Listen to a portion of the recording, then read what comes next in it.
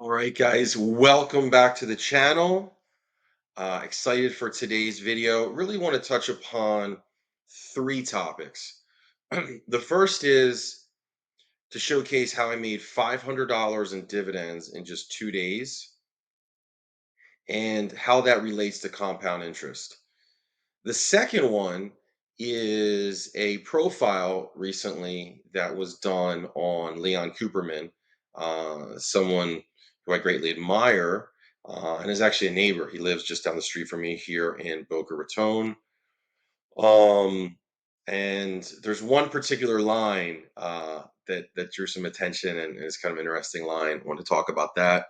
And then the final thing is AppHarvest, a company that Martha Stewart, I believe the Dell guy, Michael Dell, or maybe Steve Case, the AOL guy. I'll have to look into that. Blake Griffin is involved, so some heavy hitters. Very excited about that company, and just wanted to share their most recent LinkedIn post. So let's get started. So let's actually start here, and it kind of relates to the $500 in dividends. Every letter of mine on Seeking Alpha that I published and then now on Medium, I begin with these quotations, and it's to reinforce some ideas to myself and to you guys as well. And the first three essentially relate to compound interest. The first one is there will be good years and there will be bad years, but the compounding will continue on unabated. If compound interest is indeed the eighth wonder of the world, then leverage compounding is certainly the ninth, 10th, and 11th. And the third one is a penny saved is just a penny earned. Unless, of course, you double that penny every day for 30 days, which is then $5,368,709.12. So now I'm going to shift over to TD Ameritrade right here. And these are the dividends in the last 2 days, January 31st and February 1st. You see UDR, I believe that's a REIT, bank. It's just going down. This is an Annaly Capital Management, LTC, a REIT. Just going through TD. Big believer, as you guys know, in Canadian banks. CVS, that's also still kind of undervalued. That was my friend Logan's top pick, I think, for 2020. QYLD, that's very popular on with a bunch of YouTubers. It's a covered call ETF. Verizon, AT&T, and then the big one here, sort of an interesting one right now, is Gazprom Neft coming down here. $328 from Gazprom Neft. So that's the lion's share, the biggest dividend. And Gazprom Neft is the oil division of Gazprom, which is gas. Obviously, with what's going on in Ukraine, this is something that could be all over the place in the next few weeks. If it's resolved, I could see a lot of the Russian assets. There's an article, I think Market Watch did an article where they think like Russian assets could rise 30-35%. If there is a peace resolution. If there's an invasion, assets could continue to fall, perhaps. We'll see on that. But they're certainly undervalued from a lot of different metrics. A lot of the Russian assets, IMC Bank, Gazprom, Rosneft, Gazprom Neft, as you can see here. But massive, massive dividend. I think their dividend might be up to 15% now, 10 to 15%. So, and then actually, Gazprom Neft is one, even if you have dividend reinvestment, it doesn't reinvest. So I actually did the manual purchase today and picked up more from this amount here. And but yeah, it just what this does is actually, I think the total here is, I did in Excel, $514.97 in these 2 days. And but the real trick to enhancing compound interest, to accelerating wealth building, is reinvesting these dividends, is making sure in your brokerage account, whether it's TD or Robinhood or Alpaca or whomever that your broker is, that you can do the drip. And so this 514, I don't even feel it. I don't see it. It just picks up more shares. So the next time dividends are issued, it's going to be that much more because I've repurchased shares. It's almost akin to what corporations do on their end with share buybacks, but for the individual. It's like I'm using your dividends as share buybacks. I'm buying more shares. And just imagine in 10, 15, 20 years what some of these dividends could be. Um, just plowing them back in. It can make a difference in the hundreds of thousands, if not millions of dollars over the long term, whether you reinvest your dividends or not, just accelerating compounding. So that's that. Just wanted to share a case. I'm just like the last few days, I've been going to the gym. I've been doing some due diligence on looking at, a pizzeria, maybe thinking about that. Running my real estate investments, but in my sleep, this $514 comes off. Um, so let's go on to the next story. And this is an interesting one. Leon Cooperman, there was just a big profile, and it was, I think, done in Bloomberg and Washington Post and some others. It was syndicated across a couple different um, sites, and it just does this like whole profile on Leon. I really enjoy his segments on CNBC, and he's just a tough guy. Doesn't take anything from anyone, pushes back, so on and so forth. And so they did this whole profile and where he lives in St. Andrews here, and his lifestyle with his family and his charitable efforts, philanthropy, and how he kind of lives sort of in that Warren Buffett sort of frugal billionaire lifestyle. He talks about he drives a Hyundai, he rides around on a Schwinn bicycle in his neighborhood, and uh, Boca is very flashy. I've said in the past.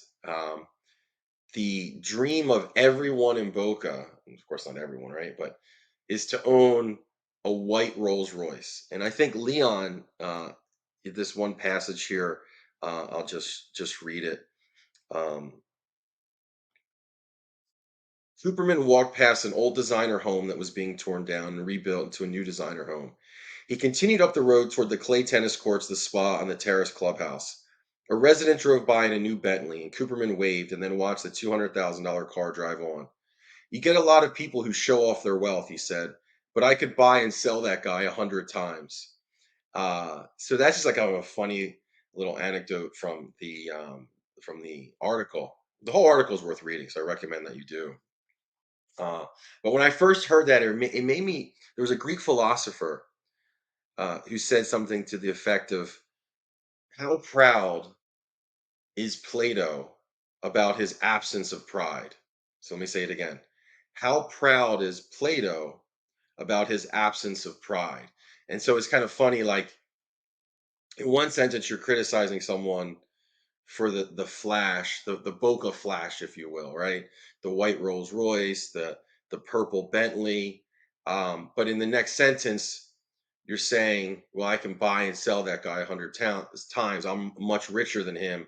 And look at me, I drive a Honda. And I think Buffett is also, if you want to use the term, guilty of this too.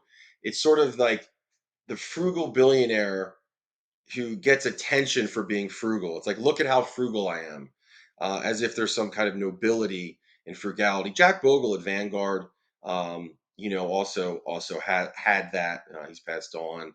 Warren and Charlie at Berkshire, and it's like, kind of look at me.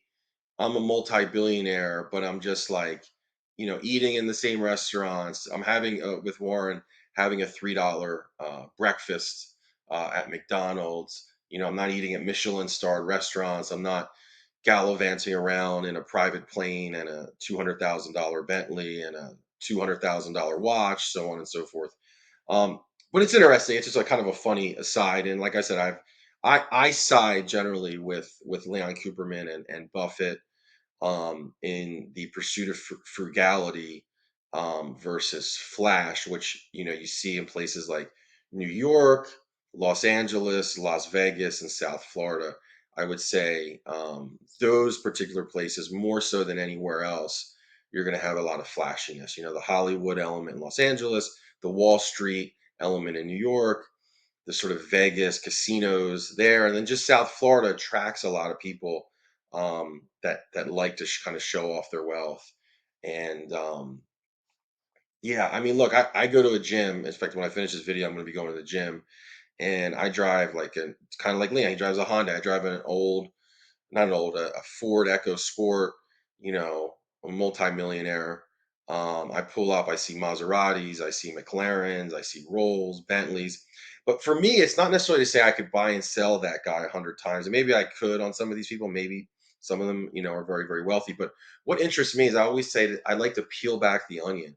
Sometimes you'll see someone with a lot of luxuries, and this kind of goes back to Robert Kiyosaki, is the poor and middle class buy luxuries first when they get money, as opposed to buying assets that pay for those luxuries. So I use the term peel back the onion on some of these situations, they use all their money for a McMansion and a fancy car, as opposed to buying assets, businesses, stocks, bonds, real estate, so on and so forth. So someone may have very little assets, but might have very flashy luxuries.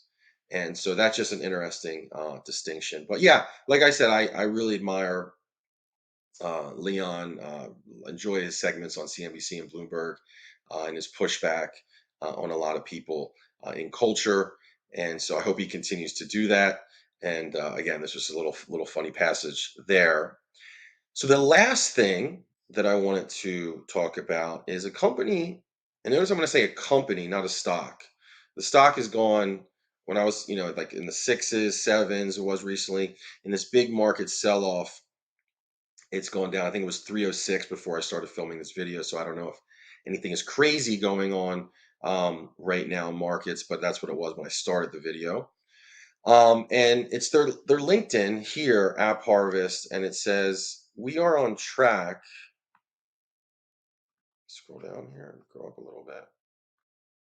We're on track to quadruple our number of high-tech farms this year as we diversify into salad greens and berries.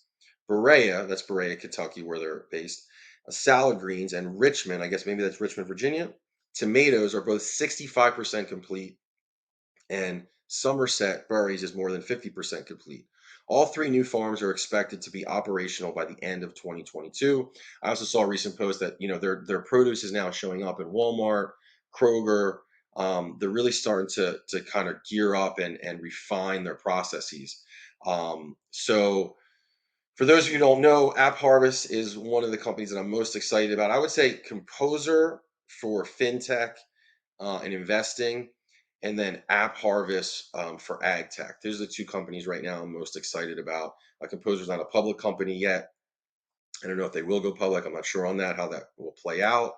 Um, App Harvest is a public company, and I've done a couple videos on them in the past. And I don't look at this as like a stock. Like I don't look at kind of like value screens, and this probably like from a stock perspective is not something you're going to like say, oh, wow, it's undervalued. It's a great play.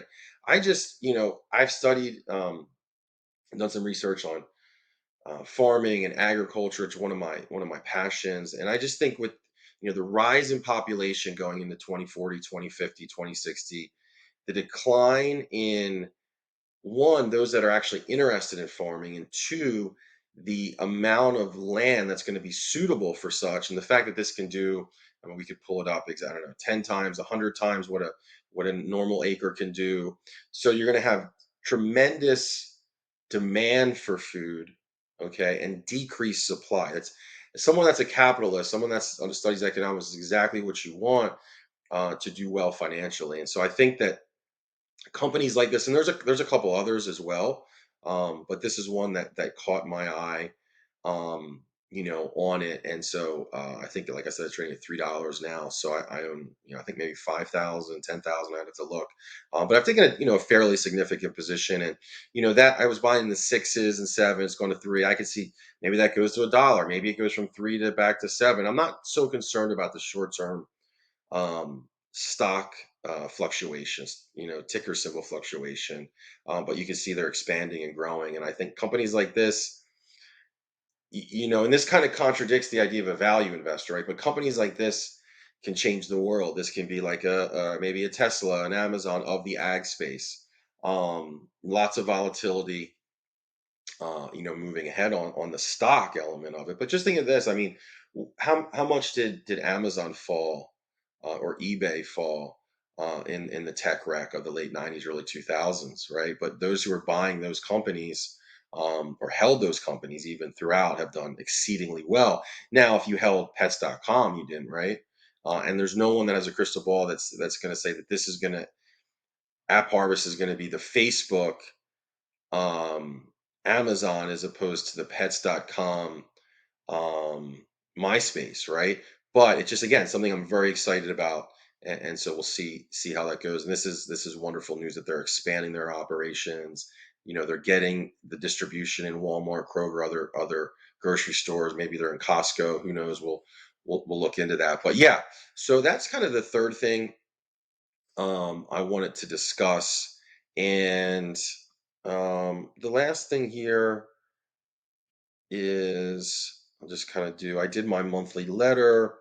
So in 2021, I was up 369,000. December 31st, January 1st, I was 1.25. And then with the big market sell off, I'm at 1,136, and the market's gone up the last few days. So maybe now I'm gonna 150 or so instead of 136. CAGR is 16%. I just, again, I'll finish it out. This is a great way to finish it out, with compound interest. 42 years old with this 1136, the Maneos compounding machine. If I were to compound at the 16% where I am presently in 20 years, which I'd be 62, I'd end up with $22 million at 62 with no capital contributions, just continuing to compound at this rate. Now, I was at 20, 21, 22% CAGR with the big $150,000 into Alpaca Composer. Just that alone brought it down. And then the fact that the sell-off happened right after that brought it down. But even if I were to hold up at 16, that brings it to 22 million. Not, again, I put not a bad place to be. So, all right, guys, that is pretty much it for today. Really got a nice comment from a guy, I think his name was Chris, thanking me for doing his channel, saying it's very interesting. Really appreciate that. What I try to distinguish this channel versus other more financial channels, financial education channels, instead of kind of just giving different advice, is really kind of a window into my brokerage accounts, a window into my world. You're able to see certain things I'm buying. Again, that doesn't mean that you should necessarily buy them, but you can see what I'm doing. And with the screen shares, the transparency that I offer on my brokerage accounts and what I'm doing. So, the internet can allow for a lot of people that don't really have it to fake it, but you can see on the screen shares exactly the type of capital I'm running, so on and so forth. So anyway, guys, appreciate the comments, subscribes, all that. Keep it coming. Take care.